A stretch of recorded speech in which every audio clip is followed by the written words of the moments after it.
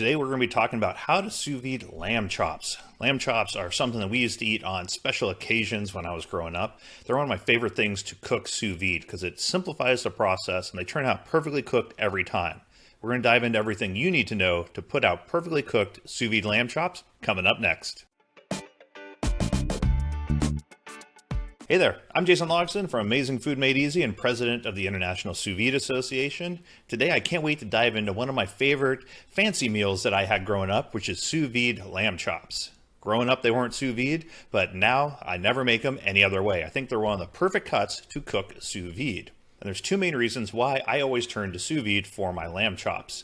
The first is that I can get perfect edge-to-edge doneness. Some lamb chops can be thicker, they can be really juicy, and it can be hard to sear the outside and get the inside the perfect temperature. Sous vide, you don't have that bullseye effect. They're perfectly cooked all the way through every time to whatever temperature you think is perfect. And I feel like this is very important, especially for lamb, because lamb can be more expensive than a lot of cuts of meat, and you want to get the most out of it if you're spending your hard-earned money on it.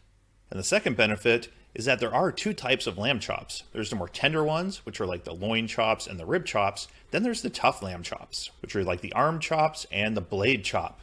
Now those are usually tough and they need to be braised or cooked for long periods of time. They're really hard to cook with traditional methods. With sous vide though, it's super easy. You can still cook them to be that perfect medium rare. You just have to cook them for 18 to 24 hours and they're going to tenderize and be moist and juicy and perfect still. A lot of people also ask where's the best place to get lamb from because there's a lot of different types of lamb out there. I'm not a lamb expert. I like most lamb that I've had, but there are a few different options you have when you're looking at what type of lamb. In general, a New Zealand lamb is considered the best lamb. A lot of people really enjoy that. But American lamb has been growing in popularity. People have been raving about it, especially some people I know that use some of the online meat purveyors to get some really high quality American lamb. Then depending where you're from, you can also find Irish lamb or Australian lamb or two other really common ones you can find in a lot of areas. The different types of lamb do have different characteristics and different flavor profiles, but regardless of where they're from, the sous vide process is generally the same. So what is the best time and temperature for sous vide lamb chops? Well, it really comes down to which type of chop are you using. If you're using one of the tender chops, like a lamb loin chop or a lamb rib chop, then you just need to heat it through and maybe pasteurize it if you want. So you're looking at 1 to 2 hours to heat it through generally, and 3 to 4 hours to pasteurize it, depending on what temperature that you're using. Those times are just estimates based on the normal thickness of a lamb chop. When you're talking about just heating something through, you can use any of my sous vide heating charts or my sous vide pasteurization charts if you want to make sure it's pasteurized and safe to eat. I'll provide links to those, but they will give you the exact timing based on the thickness of the meat. But the 1 to 2 and the 3 to 4 hours is a good estimate based on the normal thickness of a lot of lamb chops. But you can use those charts to get a more specific time if you're interested in that.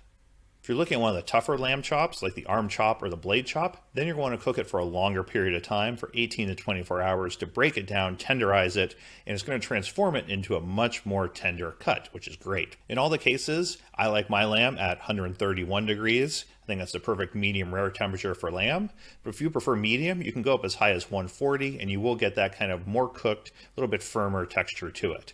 Some people like to go on the rare side and go down to 125. If you do that, just make sure you're not cooking it for more than 2 to 3 hours because you are going to be in the danger zone and you're not pasteurizing it at that point. You're not killing any of the bacteria, so you don't want to cook it down there for too long. So now that you know the ideal time and temperature to sous vide lamb chops at, let's dive into the actual process. What does it look like? And to help with this, I'm going to link up my favorite simple sous vide lamb chop recipe. It makes it easy to put out perfectly cooked lamb chops every time, regardless of the temperature you're looking for. You can then use that as the backbone to put out this perfect lamb and apply it to any of the traditional recipes that you really like lamb in. You just make sure those lamb chops are perfectly cooked every single time. The first step is to prep the lamb chops. There's a few different ways to do this depending on the cut. Some lamb chops are ready to go as is. Other ones you might need to take off a little bit of the connective tissue, or you can even French some of the lamb chops to, if they have bones on it, to refine the presentation a little bit. Whatever you would normally do to prepare your lamb chop in a traditional way, you can do that before the sous vide process. I then like to salt my lamb, and sometimes I'll sous vide it with some fresh herbs in there, like rosemary, thyme, sage, anything that can hold up. I wouldn't use the more tender herbs in there, like fresh mint isn't going to last well during the cook, but dried mint might work okay. And you want to avoid fresh garlic. You can use garlic powder, but fresh garlic is not going to be cooked at the temperatures we're sous videing at, and so it's just going to impart a raw garlic flavor to your lamb, which isn't always the best flavor to have. But any traditional lamb accompaniments or dried spices or rubs, you can use with sous vide.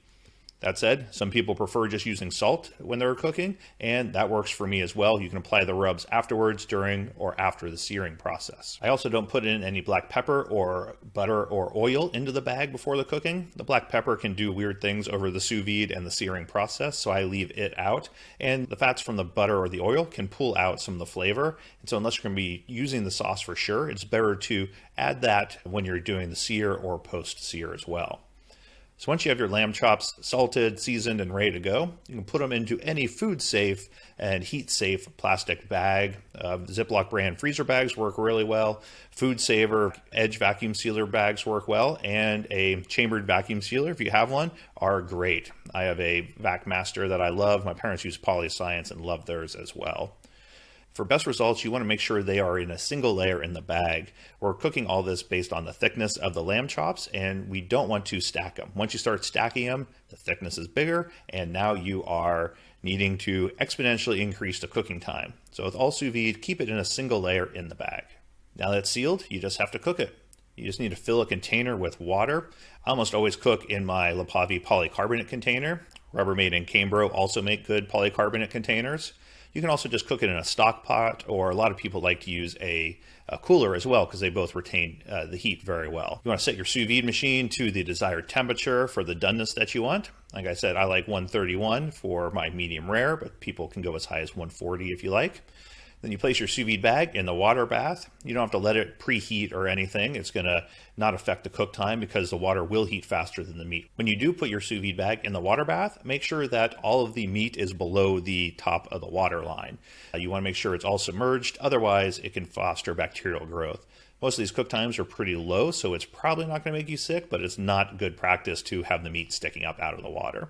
I like to use sous vide magnets or sous vide racks to ensure that it stays underneath the level of the water. It really simplifies the process. You just need to let it cook until it's heated through or pasteurized, depending what you're going for. It'd be normally 1 to 4 hours, but you do have a lot of leeway. This is sous vide. You don't have to pull it out at the exact time. You're going to have a few hours on either side to let it go. If you're cooking one of those tougher cuts, you will want it to go 18 to 24 hours to tenderize and transform what type of texture that cut has. When it's ready to go, remove the lamb chops from the hot water bath. And if you want to serve them right away, you can move on to the searing step, or you can chill them in an ice bath and keep them in the fridge for several weeks until you are ready to use them. It's a great way to plan ahead for a party or a family gathering and remove kind of that last minute stress you have on the day of. Once the lamb chops have been fully cooked and tenderized, you're ready to remove them from the bag, dry them off really well. You want to use paper towels or dishcloths to really dry out all that moisture. Then you just need to give them a quick sear, normally in a hot cast iron pan, a hot skillet. Grilled lamb chops are really good, and sometimes if you have a lot of them, you can cook them under the broiler, though that can take a little bit longer. You want to make sure you use a high smoke point oil when you're searing any type of red meat. It allows you to get it a little bit hotter because you just want a quick sear on it. Avocado oil, grapeseed oil, extra light olive oil, not extra virgin, works well. A lot of people like to use ghee as well, or even a mayo sear. It's something that a lot of people swear by. But you just want to sear for probably 2 to 3 minutes total, turning every 30 to 45 seconds. You don't want to raise that core temperature any more than you have to. And if you want to get a longer sear on it, make sure that you let it cool a little bit first before you start the searing process. That will give you a little more leeway, and you can push that sear up to maybe 3 to 4 minutes instead of 2 or 3 minutes. Once you get that nice brown crust on the outside, you can pull it off the heat, and it's now time to serve it. There's lots of great ways to serve lamb chops. Mint is a classic pairing, whether that's just mint leaves sprinkled on the top or mint jam. Garlic rosemary goes really well with lamb chops. One of the best things that I've seen is a balsamic brown sugar glaze that you can put on before the searing process. Put it on there, put it on the broiler for 1 to 2 minutes and caramelize it a little bit, and you have a great crust that's going to be on the top of the lamb chops, adding a lot of flavor to it.